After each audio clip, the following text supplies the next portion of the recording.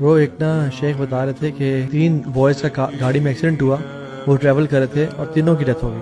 انہوں نے کال کی ایک شیخ کو، انہی شیخ کو جو بتا رہے تھے، انہوں نے کہا شیخ ہمارے دوستوں کی ڈیتھ ہو گئی ہے، تو جنازہ ہے، کفن دفن کا بندوبست کرنا۔ تو شیخ نے کہا کتنے لوگ ہیں؟ انہوں نے کہا 3 ہیں۔ انہوں نے کہا اچھا میں اکیلے نہیں آؤں گا، آئی ول برنگ سم پیپل ود می، اس کو غسل دینے کے لیے۔ پہلے دوست کو انہوں نے شاور دیا، اس کو کفن پہنایا، دوسرے کو کیا، تیسرے کو جب لے کے آئے نا، اس کی جو باڈی سے نا بہت زیادہ بدبو آ رہی تھی، اور کہتے ہیں اس کا جو اسکن کلر تھا نا وہ بالکل وائٹ تھا پوری باڈی کا۔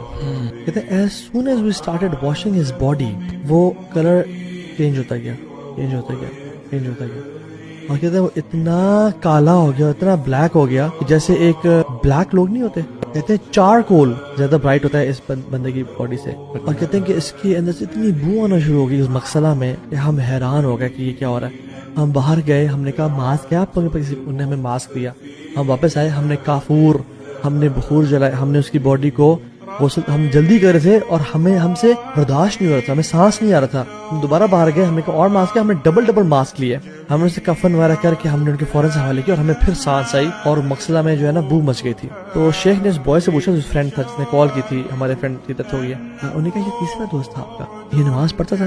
جی شیخ نماز تو پڑھتا تھا، نماز پوری پڑھتا تھا۔ اچھا شیخ چلے گیا۔ کچھ ہفتے 10 دن بعد یہ بوائے آیا، شیخ کے پاس آیا، کہتا شیخ میں آپ سے معذرت کرنا چاہتا ہوں، میں نے جھوٹ بولا تھا آپ سے، He never used to pray۔